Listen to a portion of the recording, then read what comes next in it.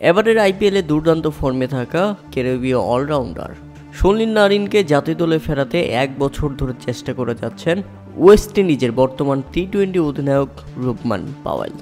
তবে এবারে টি-20 বিশ্বকাপে সুনীল নারিনকে পেতে ওয়েস্ট ইন্ডিজ দল যে প্রবল চেষ্টা করে গেছে সেটাতেও অবসর ভেঙে ফিরবেন না বলে জানিয়ে দিলেন আইপিএলের দুর্দান্ত ফর্মে থাকা সুনীল নারিন।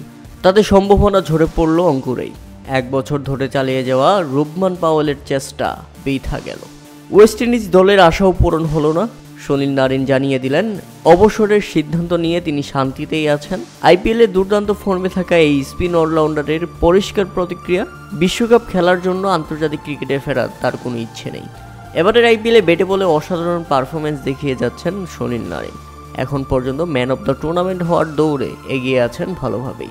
দুর্দান্ত এই ফর্মের কারণে যখন তাকে নিয়ে আলোচনা, তখনই ওয়েস্ট ইন্ডিজ টি-20 অধিনায়ক রুবমান পাওয়েল জানান নারিনকে বিশ্বকাপ দলে পেতে সব রকমের চেষ্টাই করে যাচ্ছেন তিনি। নারিন শুরুর দিকে সিদ্ধান্ত পূর্ণ বিবেচনা করার আভাসও দিচ্ছিল।